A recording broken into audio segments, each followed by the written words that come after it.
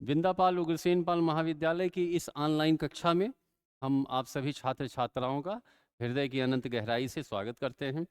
पिछली कक्षा में हमने बहुविकल्पीय 15 प्रश्नों का आपको उसके उत्तर बताए थे। आज हम उसी 2023 में ही वर्तमान शिक्षा और वर्तमान भारतीय समाज और प्रारंभिक शिक्षा में पूछे गए अति लघु उत्तरीय प्रश्नों को यहाँ लेकर के उपस्थित हुए हैं। ये आपके 16 से लेकर के 30 क्रम के प्रश्न हैं, जो एक एक नंबर के आपके प्रश्न होते हैं। जैसा आप श्यामपट्ट पर देख पा रहे हैं, यह आपका मूल प्रश्न पत्र ही है। यह आपका मूल प्रश्न पत्र ही है जो 2023 में पूछा गया था। इसमें 15 क्वेश्चन है जो एक एक नंबर के प्रश्न हैं। यह आपके प्राप्तांकों को बहुत हद तक प्रभावित करते हैं, तो इसमें कोई गलती न हो, तो इसलिए हम इन प्रश्नों को आपको एक एक क्रम से बताते चलेंगे और आप ध्यानपूर्वक उसको सुनिए और उसको अपनी उत्तर पुस्तिका में कहीं लिख लीजिए याद करने के लिए। ठीक। पहला प्रश्न है आपका, वैदिक कालीन शिक्षा के अनुसार उपनयन का शाब्दिक अर्थ क्या है?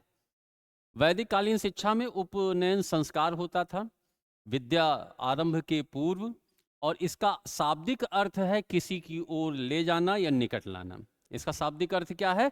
किसी की ओर ले जाना या निकट लाना। अब किसके निकट ले जाना है? शिक्षा की तरफ ले जाना है। किसकी ओर ले जाना है? शिक्षा की ओर ले जाना है। तो इसका अर्थ क्या हो गया?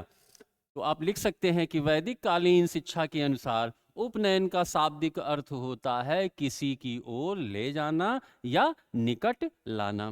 ठीक है। अगला प्रश्न है, बहुत ही सरल है। जल संचयन का उपयोग बताइए। जल संचयन का तात्पर्य है कि जल को कैसे संचय मतलब एकत्रित करने का क्या उपयोग हो सकता है। जल को अगर हम एकत्रित कर लेते हैं तो उसका हम किन किन चीज़ों में उपयोग कर सकते हैं।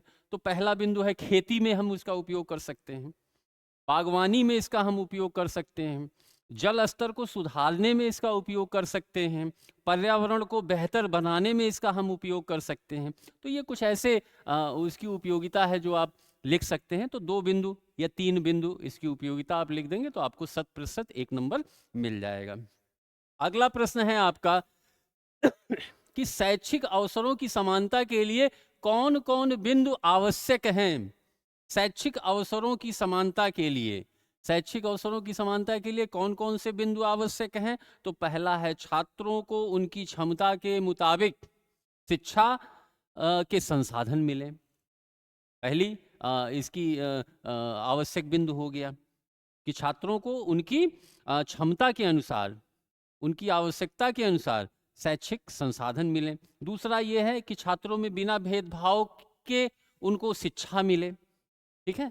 तो शैक्षिक अवसरों की समानता के लिए इन 2 बिंदुओं को हम लिख सकते हैं।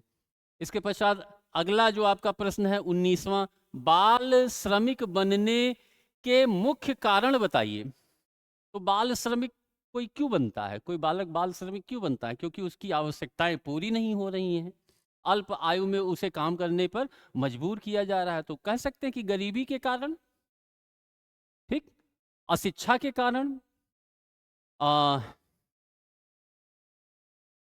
माता पिता की अज्ञानता के कारण, मूलभूत आवश्यकताओं की पूर्ति के कारण। तो बहुत सारी ऐसे कारण हैं जो बाल श्रमिक बनने के कारण बन सकते हैं। ठीक है, आप इन बिंदुओं को लिख सकते हैं। फ्रोबेल की शिक्षा पद्धति क्या है? तो जैसा कि सभी लोग जानते हैं कि फ्रोबेल की शिक्षा पद्धति खेल पद्धति पर आधारित है। तो इसमें हम लिख सकते हैं कि फ्रोबेल की शिक्षा पद्धति खेल पद्धति पर आधारित है। अगला प्रश्न है आपका, प्लेटो द्वारा स्थापित संस्था का नाम बताइए। बहुत ही महत्वपूर्ण प्रश्न है, प्लेटो द्वारा स्थापित संस्था का नाम बताइए। तो प्लेटो की बात आई है तो ये भी जान लीजिए कि इनकी पुस्तक है द रिपब्लिक, और एकेडमी, इनकी जो संस्था का नाम था वह था एकेडमी। एकेडमी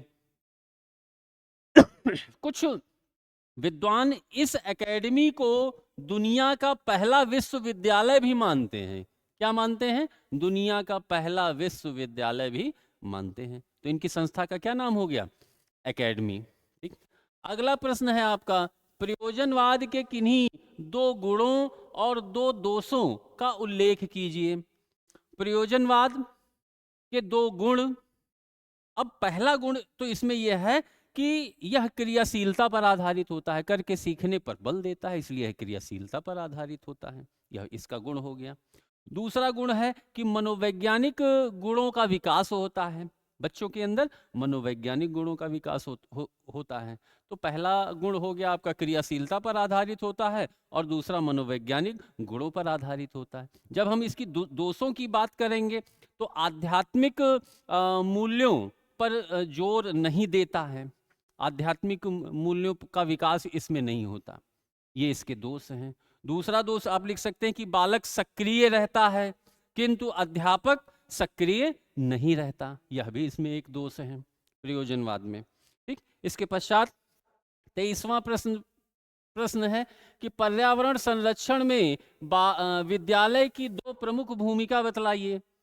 पर्यावरण संरक्षण में विद्यालय की दो भूमिका में आप लिख सकते हैं, क्या लिख सकते हैं कि विद्यालय पाठ्यक्रम में पर्यावरण से संबंधित विषय सामग्री को सम्मिलित करें, जिससे बच्चों के मन में पर्यावरण के प्रति जागरूकता बढ़ सके, पर्यावरण के प्रति प्रेम बढ़ सके। ठीक, दूसरा यह है कि पहला तो आपका पाठ्यक्रम में सम्मिलित करें, और दूसरा क्या है कि कुछ एक्टिविटी विद्यालयी वातावरण को शुद्ध रखने के लिए विद्यालय क्या कर सकता है, कुछ ऐसी एक्टिविटी कर सकता है, बागवानी करवा सकता है, वृक्षारोपण करवा सकता है, ठीक, पर्यावरण से संबंधित जागरूकता अभियान रैली भी करवा सकता है।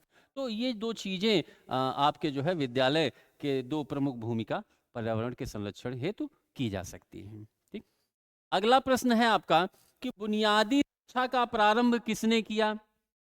बुनियादी शिक्षा, जिसको हिंदुस्तानी तालीम के नाम से भी जानते हैं, बेसिक शिक्षा के नाम से भी जानते हैं, ठीक, और इसको वर्धा शिक्षा नाम से भी जाना जाता है। तो जैसा कि हमने बताया था आपको बहुविकल्पीय प्रश्नों में कि वर्धा शिक्षा गांधी जी के नेतृत्व में हुआ, तो किसने प्रारंभ किया, गांधी जी ने प्रारंभ किया। अब यह भी पूछा जा सकता है कि कब प्रारंभ किया, 1937 में प्रारंभ किया। कहाँ प्रारंभ किया, वर्धा नामक स्थान पर प्रारंभ किया। वर्धा कहाँ पर स्थित है, तो आप महाराष्ट्र में बता सकते हैं कि महाराष्ट्र में स्थित है। तो ये बहुत सारे प्रश्न बुनियादी शिक्षा से बनते हैं, तो सभी प्रश्नों को मैंने लगभग समेटने का प्रयास किया है। अगला आपका 25वां प्रश्न है कि राज्य का क्या अभिप्राय है। किसी क्षेत्र पर शासन करने वाली संप्रभु इकाई को ही राज्य कहते हैं। किसी क्षेत्र में शासन करने वाली संप्रभु इकाई को ही राज्य कहते हैं। तो ये राज्य से अभिप्राय हो गया। मल्टीमीडिया क्या है। मल्टीमीडिया, जैसा कि आज इस वर्तमान युग में हम सभी लोग जानते हैं कि मल्टीमीडिया का उपयोग न केवल शिक्षा में बल्कि बाह्य वातावरण में भी, सामाजिक वातावरण में भी बहुत हद तक किया जा रहा है। मल्टीमीडिया का, मल्टीमीडिया से लोगों में जागरूकता बढ़ रही है। लेकिन यहाँ प्रश्न पूछा गया है कि मल्टीमीडिया क्या है, तो इसके उत्तर में आप लिखेंगे कि कई तरह की सामग्री को एक ही डिजिटल प्लेटफॉर्म में जोड़ना ही मल्टीमीडिया कहलाता है। कई प्रकार की डिजिटल सामग्री को एक ही प्लेटफॉर्म से जोड़ना ही मल्टीमीडिया कहलाता है।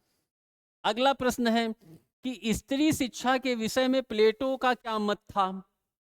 तो जब आप दी रिपब्लिक इनकी पुस्तक पढ़ेंगे तो इन्होंने स्त्री शिक्षा को बढ़ावा देने की बात कही है, और उन्होंने कहा है कि जिस प्रकार पुरुषों को शिक्षा का अधिकार प्राप्त है, उसी प्रकार से महिलाओं को भी शिक्षा का अधिकार प्राप्त होना चाहिए। तो स्त्री शिक्षा पर प्लेटो के ये मत है। वन लाइनर का प्रश्न है, तो इससे अधिक लिखने की आवश्यकता आपको नहीं है। अगला प्रश्न है आपका भूमंडलीकरण को परिभाषित कीजिए। तो भूमंडलीकरण दुनिया भर के आपके जो तमाम देश हैं, ठीक, उन देशों के बीच आर्थिक, सामाजिक और राजनैतिक या प्राकृतिक संबंधों को बढ़ावा देना ही भूमंडलीकरण कहलाता है, और इसको हम वैश्वीकरण के नाम से भी जानते हैं। दुनिया भर के तमाम देश एक दूसरे से न केवल आर्थिक, सामाजिक, राजनैतिक बल्कि प्राकृतिक रूप में भी एक दूसरे को आगे बढ़ने के लिए सहयोग प्रदान करते हैं और इसी को भूमंडलीकरण कहते हैं या इसी को हम वैश्वीकरण के नाम से भी जानते हैं। तो आज आपसे पूछ लिया गया भूमंडलीकरण, कल हो सकता है इसी प्रश्न को वैश्वीकरण पूछ ले कि वैश्वीकरण किसे कहते हैं, वैश्वीकरण की परिभाषा क्या है। तो आप जब जानेंगे कि भूमंडलीकरण और वैश्वीकरण दोनों एक ही चीजें हैं, तभी आप उसका उत्तर दे पाने में सक्षम होंगे। लैंगिक समानता से क्या तात्पर्य है? लैंगिक समानता का तात्पर्य है कि सामाजिक, धार्मिक, आर्थिक, राजनैतिक रूप से पुरुषों के समान स्त्रियों को भी अधिकार मिले तो वो लैंगिक समानता कहलाती है। क्या कहलाती है? लैंगिक समानता कहलाती है। राजनैतिक रूप से, आर्थिक रूप से, राजनैतिक रूप से, ठीक है, किसी भी फील्ड में पुरुषों के समान स्त्रियों को भी जब समानता स्त्रियों को भी जब अधिकार प्राप्त होता है तो उसी को हम लैंगिक समानता कहते हैं। स्वामी जी के अनुसार अगला अंतिम प्रश्न है कि स्वामी विवेकानंद के अनुसार जन शिक्षा क्या है? तो हमारी पाठ्य पुस्तक में स्वामी जी ने जन शिक्षा का को इस प्रकार डिफाइन किया है कि सभी समाज का कोई भी वर्ग हो, कोई भी जाति हो, कोई भी धर्म हो, सबको शिक्षा ग्रहण करनी चाहिए। ठीक है, उन्होंने ये कहा कि जीवन जीने के लिए सक्षम बनना है तो शिक्षा आवश्यक है, इसलिए जन जन को शिक्षा प्राप्त होनी चाहिए। तो जन शिक्षा में हम इतना लिख सकते हैं कि जन शिक्षा क्या है कि लोगों को जीवन जीने के लिए सक्षम बनना है तो शिक्षा आवश्यक है। और उन्होंने बिना किसी भेदभाव के, बिना किसी ऊंच नीच के, उन्होंने कहा है कि हर धर्म के, हर समुदाय के, हर वर्ग के लोग शिक्षा ग्रहण कर सकते हैं, उनको शिक्षा ग्रहण करनी चाहिए। तो इसके उत्तर में हम इतना लिख सकते हैं।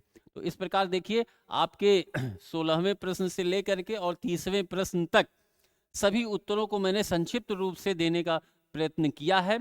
अगर कोई चीज ना आपको समझ में आए तो पुनः आप कमेंट के माध्यम से अपने सुझाव, अपनी परेशानियां आप हमसे साझा कर सकते हैं और पुनः आपको हम समझाने का प्रयत्न करेंगे। अगले वीडियो में हम फिर 2023 के पहले 2022 में या 21 में जो बहुविकल्पीय प्रश्न पूछे गए हैं उनको लेकर के हम आपके समक्ष उपस्थित होंगे। तब तक के लिए धन्यवाद।